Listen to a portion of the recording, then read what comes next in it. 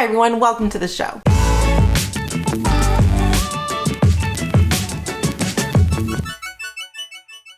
Hello everyone, welcome back. My name is Amanda. I am a teacher turned homeschool mom, and this is Raising A to Z. It is a YouTube channel all about homeschooling, and today I'm talking about summer schooling. Yay! What do homeschoolers do over the summer? So I'm going to tell you what we do, because that's really the only experience I can give you is what we do, because it's what works for us. But to give you some ideas and tips and why we do what we do, I'm going to tell you all that kind of stuff. We fall under like a category of homeschoolers that would be considered year-round homeschoolers. So basically you have year-round homeschoolers, or you have like an academic or a school year homeschooler. Obviously school year homeschoolers teach for whatever would be your school year in your area. Often that for like here in Canada, that would be like September to end of June. Could be different depending on where you are. And then you have year-round homeschoolers like us who obviously homeschool year-round. Now, I think it's important to know that when we say year-round, we don't mean that our kids are doing workbooks every single day for the entire year. We just don't take a huge break. So we might take like a week here or a week there. For example, like we often take a lot of December off, because we are just so busy with Christmas and all the things that happen around that season. We take a lot of December off. We take a March break. We actually just came back from my sister's where we went and visited for a week. So we take time off. It's just we don't take it all off as like one huge chunk. So while school year or academic year homeschoolers might take like 2 weeks at Christmas, a week in the spring, and then like 8, 9, 10 weeks off in the summer, we still take roughly the same amount of weeks, but we just spread it out throughout the year. So like I said, we take some time at Christmas, we take some time in the spring, we'll take a couple weeks, 1, 2, 3 weeks through the summer, we'll take another one in the fall. We took like 2 weeks off earlier in the spring, and it just works for us. And so that's kind of like the big difference. It's not that we don't have a vacation or that we don't take time off. It's just we just spread it out differently. We decided to be year-long homeschoolers kind of right from the beginning, and that was a decision we made very intentionally. And I'm going to tell you why, because I think that's important. If you have any more questions or want to learn more about like the difference between year-round and academic homeschooling, definitely want to check out this video. I'll put a link up here. I already did a video on it. There's tons of information in there. The pros, the cons, how it works for some people, how it works for others, because every family is unique. Some of you are going to choose one style over another because it just works better for your family. And that's fine. That's okay. I'm just going to tell you what we do and why. Before I do that, if you are like me, you're planning your next school year, right? You're planning what's coming up, and you might need a brand new homeschool planner. Definitely want to check out the Essential Homeschool Planner. I designed this planner just for homeschoolers. It is everything you need to help you plan, stay on topic, stay organized with all of your homeschool plans. And this year I've included some amazing bonus features that you guys requested, including the much requested unit study planner. So there are unit study planners in here. There's reading logs, there's annual plans, there's monthly, weekly spreads. There's everything you need as a homeschooler, and it is all right here. If you want to get this is just one of 4 amazing covers. It is available printed and bound, just like this. I'll put the links down below, but if you are more of a PDF person, you want to print it yourself, there's also a link for that as well, and that will be down below in the description. So if you want one, check it out. Why are we year-round homeschoolers? Why do we homeschool throughout the summer when a lot of people would be really surprised and think that we would want to take it off, especially since we live in Canada and we don't get that much nice warm weather? You'd think that we would want to do as much like warm weather activities as we can. And the thing is, we still do. Like we do want to take advantage, and we do spend a lot of time taking advantage of the nice weather because, like I said, it's Canada. But there are some distinct advantages that we really wanted to take advantage of, and we felt the best way, my husband and I, the best way for us to foster what we wanted to foster in our kids was to do year-round homeschooling. The first thing that we're really intentional with our kids is that learning is learning. It can happen anywhere, at any time, any place. And that is something that we have always kind of like been very, very kind of like keen on. It's something we've definitely pushed. We talk about learning in all kinds of situations. We experience things in all kinds of situations. And we always bring up like, wow, I can't believe you learned that. Or that's so cool that you learned that doing this, or you learned that doing that. because learning doesn't just come from a workbook, which is something that we really want to instill in our kids. There's lots of different styles of learning, lots of different ways to learn things and get information. But one of the things that we saw as teachers, my husband being a teacher as well, is that we saw a lot of kids who are in the school system, they struggle with what learning looks like and what learning is, because it's become so conditioned that it's very situational. So it's something that happens September through June, 9 to 3 while you're at school. And anything you do outside of that isn't technically learning. It's just living and having fun or doing things, right? It's not really like the same kind of learning. It's not academic enough. It's not real learning. And we kind of think that's garbage. So we don't like that kind of thought and that mentality, and we didn't want to condition our kids to have the same thing. So we really wanted them to experience that learning can happen all year round. It doesn't need to be, it's not set to a calendar. It can happen anywhere, anytime.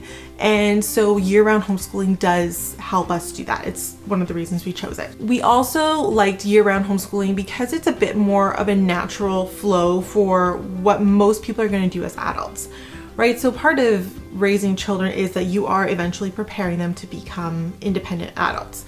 Yes, my kids are only 5 and 7, almost 7, not quite 7, but we're starting to do things that will eventually become like you're gearing up to like one day them being independent adults, right? Like that's the point. And for the most part, once you become an adult and you get a job, you aren't getting the full summer off.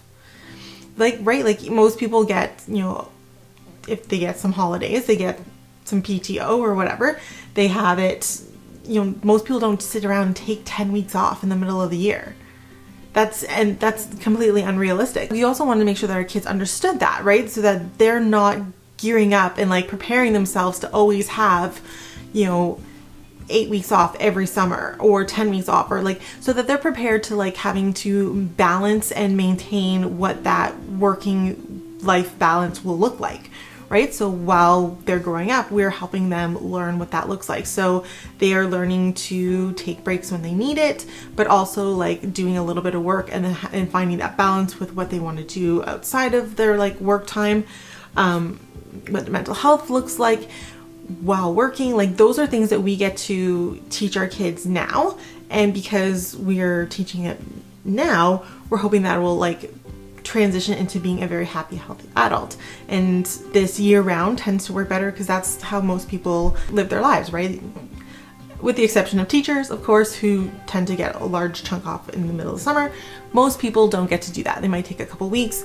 And so this is just a more natural continuation of what they're going to have as they get older, for the most part, or most likely. And so we just kind of want to keep that flow, and so that it becomes a more natural part in their lives. The other reason why we like year-round homeschooling is because we don't have like a backslide. A lot of educators talk about learning loss, and for a variety of reasons, I hate that term because I don't think it's an accurate descriptor of what's happening. That's a whole other video.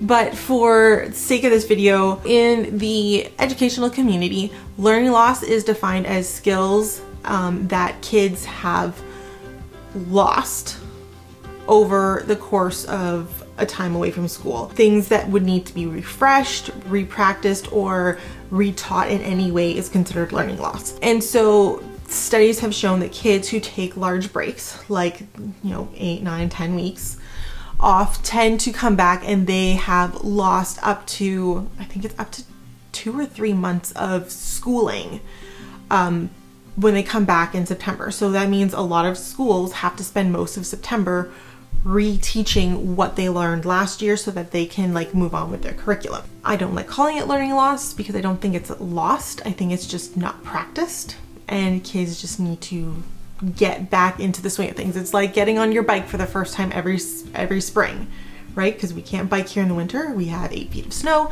So every spring we get on our bike and the first couple pedals you're like, whoa. It's kind of the same idea, but it's considered learning loss because it takes time away from the classroom, and teachers now have to like make up for that time and reteach or refresh those skills. So it's considered lost time, right? It's not that the kids don't remember how to do it. It's just they're out of practice and they just need to like remember how to do it again, right? It takes a few minutes, it takes a couple times, quick refresher. But when you're refreshing a whole class, that does take time, and so it's considered a loss. Like I said, I don't like the term, but it is the term that exists, so we're going to just use it. But because we year-round homeschool, our kids don't have learning loss. They don't tend to backslide because they're just kind of constantly moving forward. So they're not forgetting the skills that they have learned. They're not forgetting how to do basic math or how to carry or how to do subtractions with borrowing. They're not forgetting how multiplications work because they haven't done it in 10 weeks. They don't forget how to read or how to analyze a story because we're just kind of constantly doing it. Other side note, it always shocked me the number of kids who did not read over the summer and whose parents did not read to them and who the number of kids who came back to school and just was like, oh yeah, we haven't picked up a book in 10 weeks. And it shows because it's a skill. I think that's the thing, it's like muscles. Just like I said with riding a bike, you have to work those muscles when it comes to learning and education. And if you don't do it for a while, you forget and you have to remind yourself.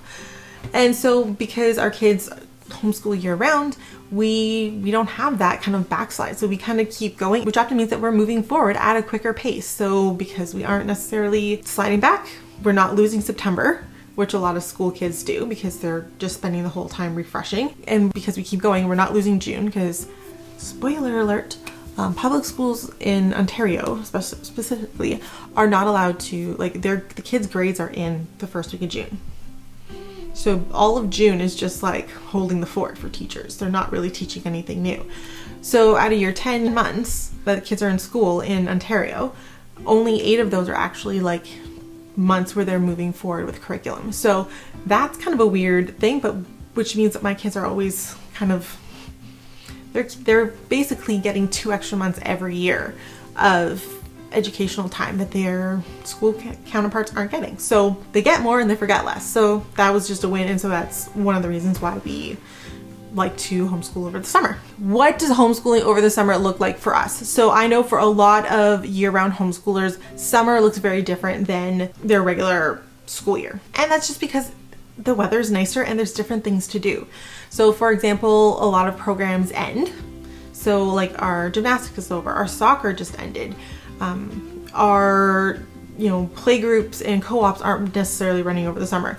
So a lot of the school year programs have ended. So obviously our summer would be different because we don't have those regular routine things happening. But also the weather's just nicer, so we just want to take advantage of that as much as possible, right? For us, because I'll tell you what we do. We basically take July and August and we finish up whatever curriculum we have purchased and haven't finished, which is great. And then we move on to other things. So for example, because we use Math for Living Education, which we love, but it is American curriculum, there's some things that our kids struggle with in that curriculum because it's American. So for example, money is very hard to teach Canadian kids because the money looks so different, right? So we often do things like Canadian money or Canadian math, where we do metric system and stuff like that, because that's not necessarily a part of our math program because it's American, so it's imperial and it's got the US money and stuff like that.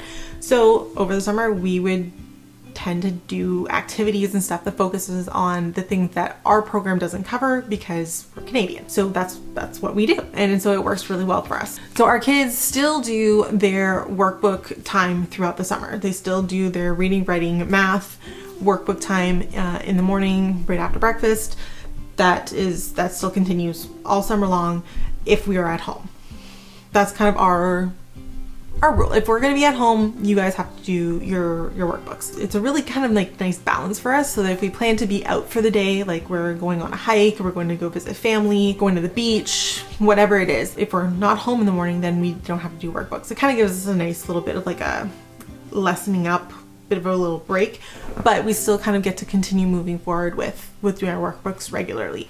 So we do reading, we do writing, we do math. We do not do a unit study over the summer.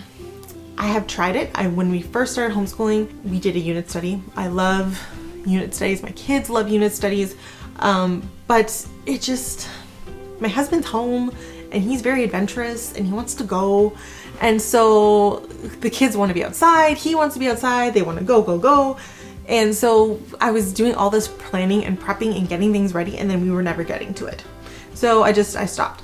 So we don't do a unit study over the summer. Instead, we focus on reading, writing, and math, and we let the kids just experience life after that. So after they're done their reading, writing, and math workbooks, after that, they get to just like go and create, they get to explore, and they get to do other things, make their own projects, have their own things that they're doing.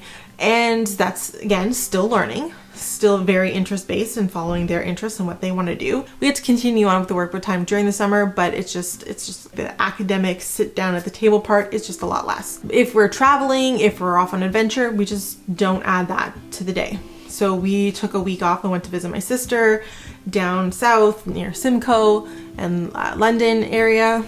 And we visited her, we went hiking. They live on a farm, like a corn and soybean farm. We visited them.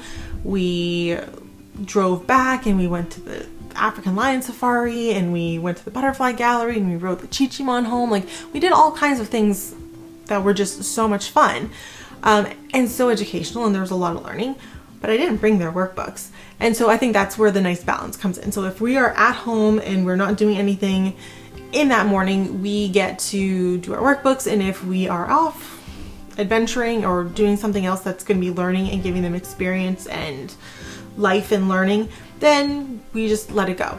And like I said, I think it brings a really nice balance to our summer, because it gives the kids the routine and the structure that they kind of need, as well as a little bit of that like academic time that I really want them to continue having, while also giving them a lot of freedom to like adventure and create and do their own thing. And because we're not doing like unit studies and extra lessons and things like that, we as parents get time to do cool things around our house. So we get to do reno projects, work outside, gardening, all that kind of stuff, and the kids get to come alongside and do those things with us, which I think is something a lot of parents miss out on and forget about.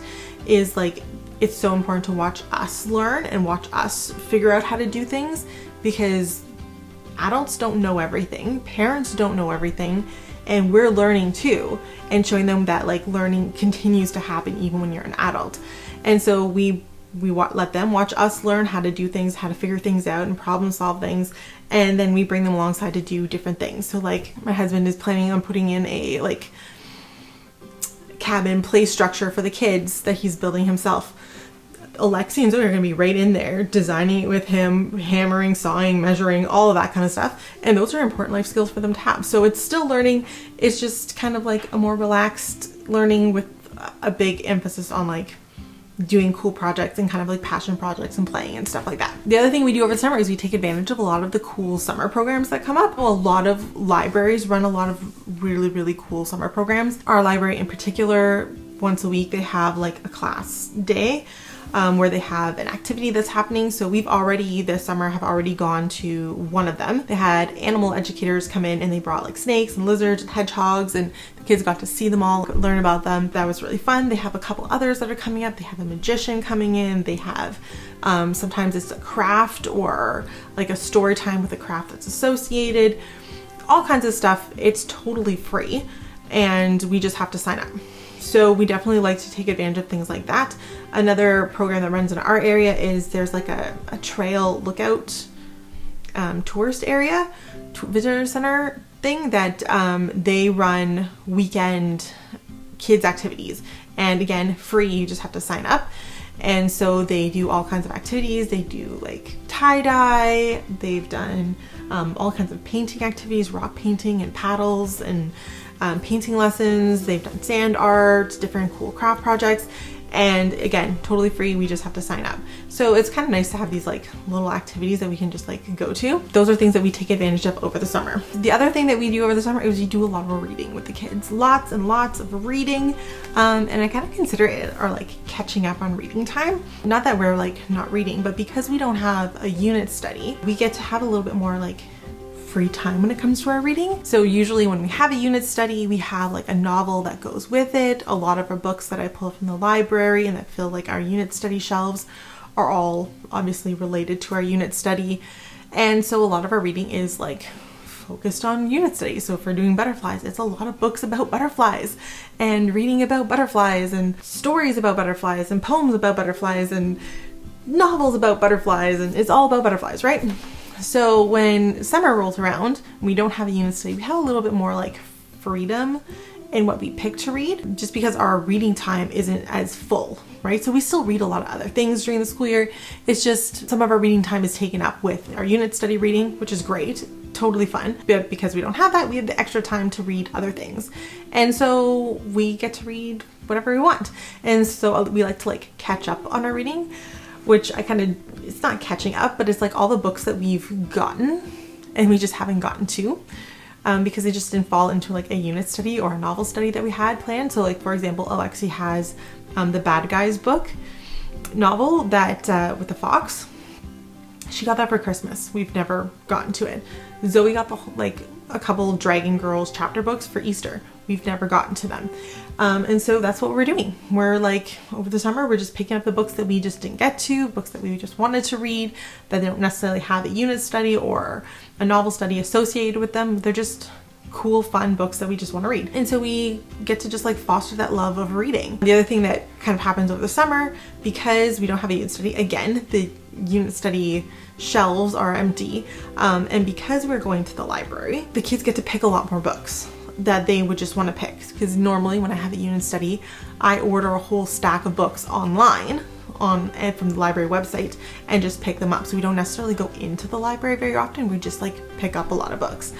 And so they love that they have that option to like go through and like we get to explore a lot of new books, a lot of new authors, because we're kind of in there browsing more often because we're there on almost a weekly basis over the summer because of the free programs that are offered. So we get to do a lot more exploring of what we like to read, what kind of authors we like. So we get to like foster that love of reading all summer long, and that's like super cool. That's our plans for the summer. That's how we do homeschooling over the summer. It's a lot more relaxed and a lot more like laid back, but we still do our like academic time of workbooks and math and reading and writing and all of that, but we just kind of like ease up and do a lot more like projects and interest-based learning and just like see what we want to do and what kind of adventures we want to go on. So that's what works for us. That's what homeschooling year-round looks like for us. If you guys want to see what kind of adventures we get up to, make sure that you follow us on Facebook, Instagram, and TikTok. If you like this video, you're definitely going to want to subscribe, click the bell to get notifications. So thank you so much for watching, and I'll see you guys next week.